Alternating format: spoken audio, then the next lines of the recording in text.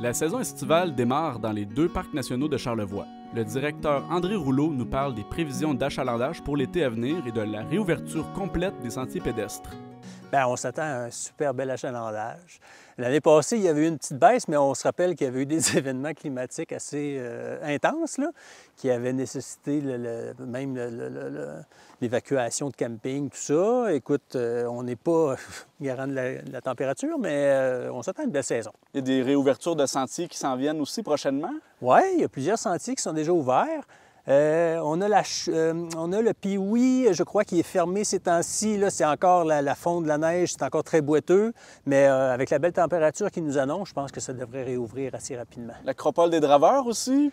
L'Acropole des Draveurs, on a des gens qui sont allés l'explorer hier. Ça n'a pas été concluant encore. Là, il y a encore un petit délai. Okay. Mais on va sûrement ouvrir à la date, le 2e de juin. Là, il n'y aura aucun problème, c'est sûr.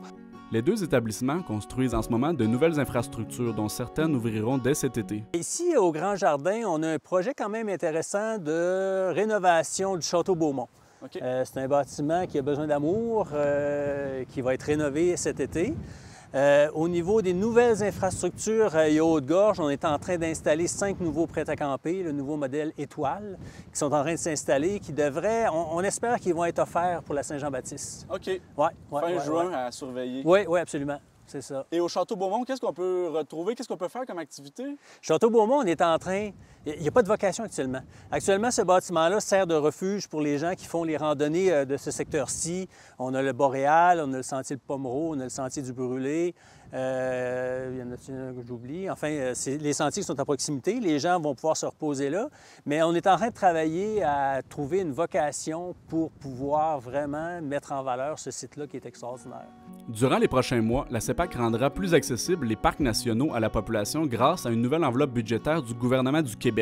Une partie du montant reçu servira à établir des ententes entre les parcs et des organismes communautaires venant en aide aux personnes vulnérables et aux nouveaux arrivants. Et moi, je suis bien emballé par ça. En fait, j'invite tous les organismes communautaires à communiquer avec nous s'ils veulent organiser des visites au parc, autant au Grand Jardin qu'au Haute-Gorge. Communiquez avec nous, puis on va s'entendre ensemble pour voir... En fait, l'enveloppe permet de financer le transport au parc et les frais d'accès aux parcs nationaux. Fait que c'est une belle opportunité, je pense, pour les gens de la région, pour les organismes communautaires à se rapprocher de nous puis de faire connaître ces deux magnifiques parcs-là à des gens qui ont moins l'occasion peut-être d'y venir sur une base quotidienne.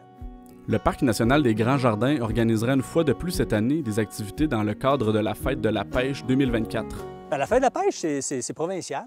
En fait, c'est 7, 8 et 9 juin. Ici, au Parc des Grands Jardins, il va y avoir des activités qui vont être offertes les 8 et 9 juin.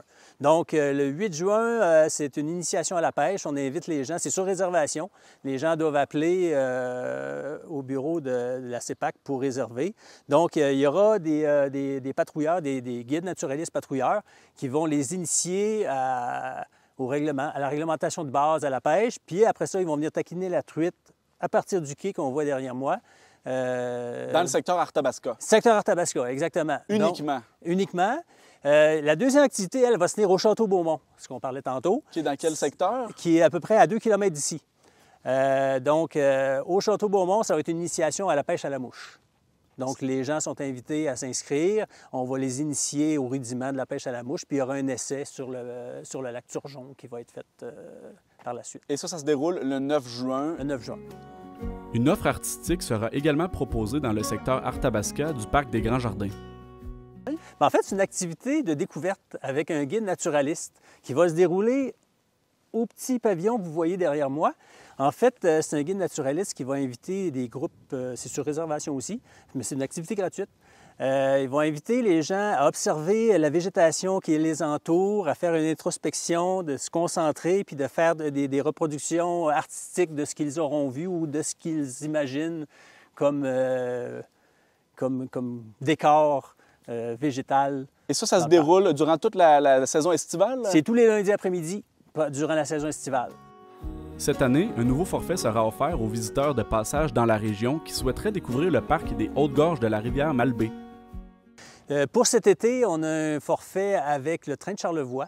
Donc, les gens qui viennent héberger à la Malbaie via le train vont avoir l'opportunité de prendre la navette qui est offerte par la MRC de Charlevoix-Est et venir faire une croisière en bateau-mouche. Puis, il y aura un repas aussi d'offert qui est forfaitisé là, avec le train de Charlevoix. Ce modèle d'affaires de partenariat sera-t-il amené à se développer davantage à la CEPAC? Nous, on est ouvert à faire des partenariats avec les gens de la région, là, ça c'est sûr et certain. D'ailleurs, on veut essayer de promouvoir nos activités à valeur ajoutée pour les gens qui sont en hébergement dans la région. Donc, on aimerait bien avoir des partenariats justement avec les différents intervenants touristiques de la région. D'ailleurs, on va faire une petite tournée prochainement pour essayer de voir avec eux qu'est-ce qu'on peut faire pour travailler ensemble là, pour promouvoir les activités de la belle région de Charlevoix. La population est invitée à consulter le site web de la CEPAC pour obtenir plus d'informations sur les activités à venir.